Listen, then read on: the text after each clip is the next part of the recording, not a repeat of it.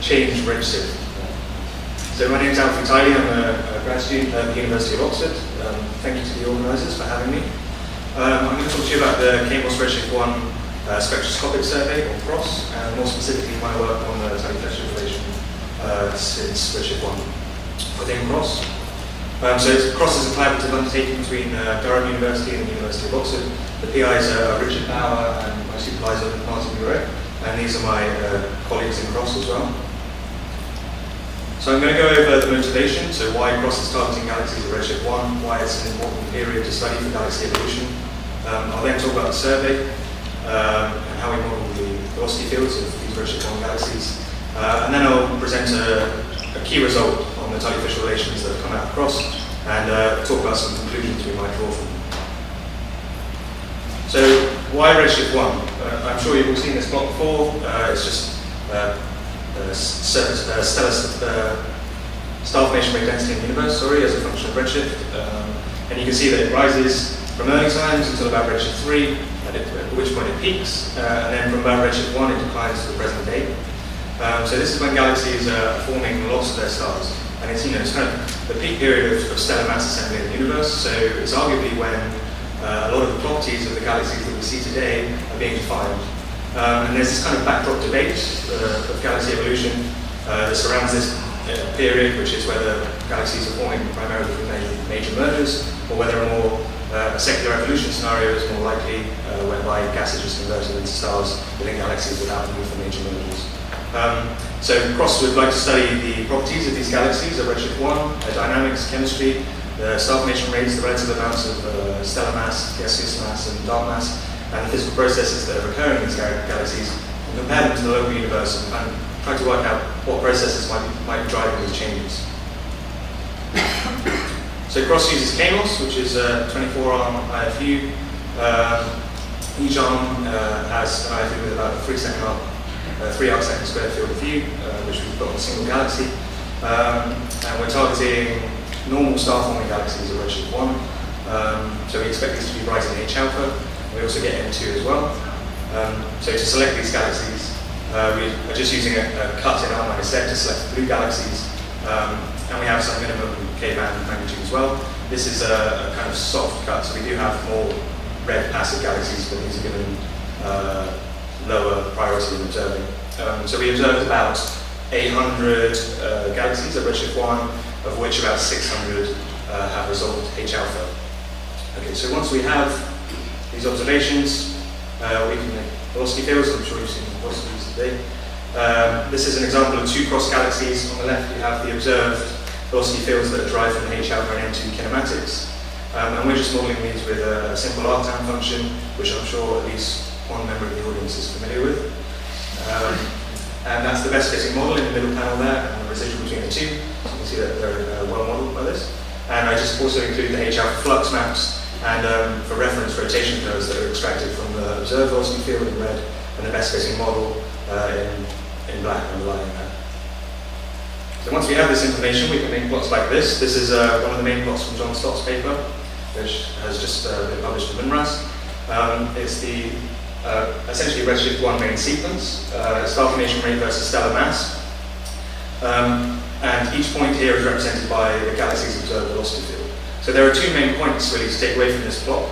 The first of which is that we're sampling the main sequence with our cross-sample selection, and also that we're seeing lots of rotation in these velocity fields. So at least for the cross galaxies, for galaxies with Redshift 1 star forming, they seem to be disk-like.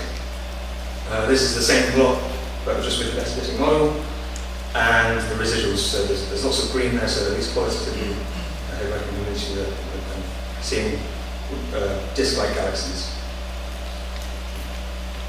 So I'd like to take this data and construct a Tiley-Fisher relation. I'm sure you're all very familiar with it, but just to briefly recap, you assume circular motion and find some surface mass density and a mass to light ratio, then out of the wash comes the Tiley-Fisher relation, which relates luminosity, which kind of probes the stellar mass within galaxies, and the rotation velocity, which probes the total dynamical mass of galaxies. And so we can get the luminosity from SED fitting, you K-correct these as well. You can also get stellar masses in this way, and then the velocity from the velocity field modelings, as I described. And then if you assume that the surface mass density is constant, which is quite an important assumption, then you can start to probe the mass to light ratio between samples and look at how it may have evolved over the last 8 billion years. So this is the cross-study fish relation. There's lots of scatter, but let me go through it. It gets better. So on the left is the absolute K-band relation, where a K correctly as well, and on the right is the stellar mass relation. The velocities are taken at a radius containing 80% of the H alpha flux. The dashed line is the free fit of the data. I include a ratio 0 comparison in red, and then a fit to the data where I constrain the slope to that of the ratio 0 relation so that I can look for any offset that we might see. So initially you might think that there's an offset to brighter magnitudes for the K-band relation and ratio 0, whereas the stellar mass relation agrees with ratio 0. But this is where the color coding comes in. So I've color coded it by velocity divided by sigma, so V over sigma, where sigma is the mean dispersion of each galaxy derived from the kinematics, also corrected for beam smearing. And so essentially what we have is a measure of rotation versus dispersion. So the higher the V on sigma, the more disky a galaxy is.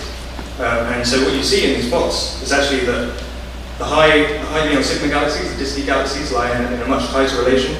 And as you decrease the V on sigma value, you see galaxies scattered to lower values on the x-axis. And this comes from Tiley-Fisher relation assuming circular motion. So we have to choose high V on sigma galaxies to make sure that that assumption is valid. So what does it look like if you make a cut by V on sigma? Say V on sigma greater than 3. Then you get these plots. And so now at least we're looking at rotationally dominated galaxies at redshift 1. To put this in context, at redshift 0, V on sigma is typically 10 or more. So they're still quite turbulent. But now what we see is that the K-band relation, in fact, agrees with redshift 0. Here I plot the redshift 0 data as well in red, and crosses in black. But for the stellar mass relation, we see that for a given rotation velocity, there's less stellar mass than redshift 1 than redshift 0. So what we're saying here is, for a given dynamical mass, essentially, galaxies at redshift 1 have less stellar mass, yet emitted the same amounts of K-band light. And I think the latter is not particularly surprising, given that these galaxies at redshift 1 have much higher specific star formation rates compared to the local universe. But the offset, I think, is quite interesting.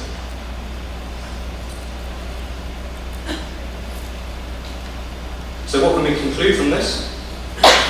So to summarize those two last plots, we're seeing no evolution in the K-band Tiley-Fisher relation. We're seeing a very large evolution in the M-star Tiley-Fisher relation 0 point, about 0.4 dex. So what does this mean?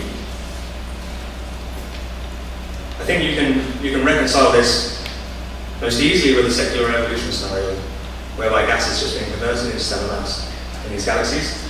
I think because if you have major mergers, ignoring any kind of starburst effect that may happen from the mergers, you would just evolve galaxies along the Tiley-Fisher relation. You wouldn't see this offset. Having said that, this is a very large offset for just a secular evolution scenario. In fact, gas in the cross galaxies only accounts for about 0.24 dex of this offset. So you would then need significant amounts of gas accretion since redshift 1 to account for this offset, but this is possible. So what I haven't talked about here is the issue of systematic bias in the Tiley-Fisher relation. So this is really important when you're comparing samples. It doesn't really matter if there is systematic bias per se, as long as the samples you're comparing both suffer from the same biases. And then you can kind of believe any offset or any evolution in the 0 point that you might see. So at the moment this is not possible, but with the advent of these local universe IFU surveys with large samples of galaxies, we can work towards eliminating that bias. And this is just by taking data cubes from, say, Manga, Khalifa, or Sami in particular is what I'll be working on, and degrading them to the same quality across the same resolution in kiloparsec scales, the same spectral resolution, etc.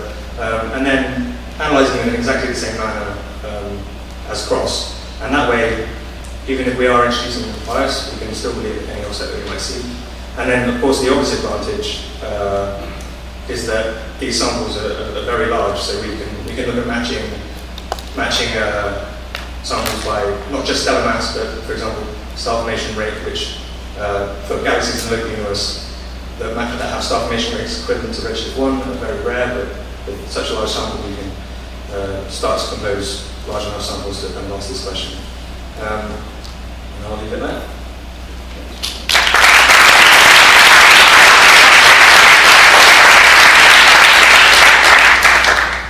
Okay, some questions here.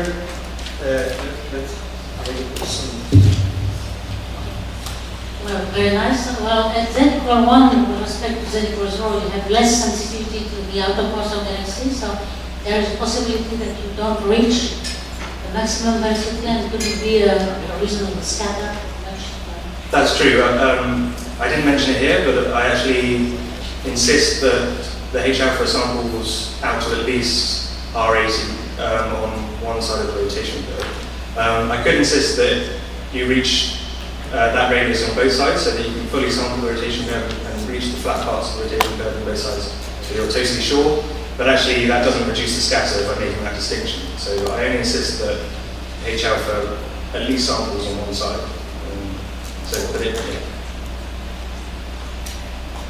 Okay, other questions? Let's move on.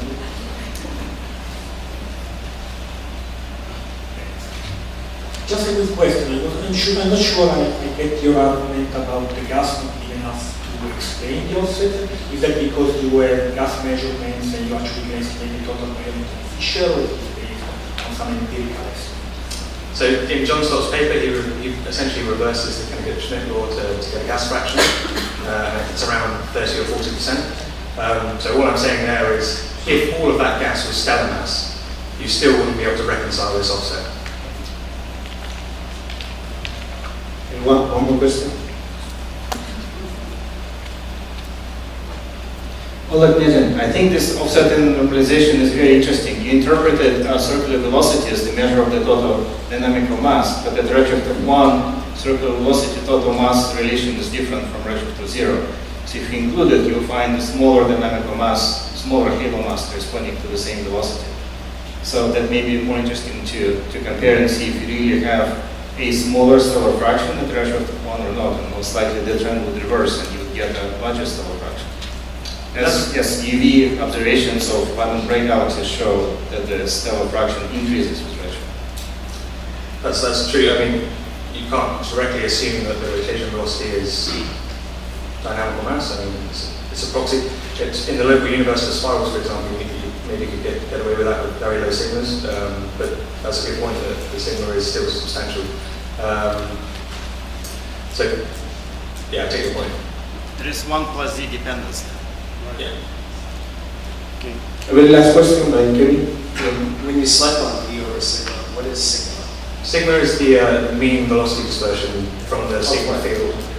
So we take the width of the H-alpha line in each spaxel of the IFU, and then take the mean value of that. But we first correct for beam smearing, so that's not included in the sigma value. Okay.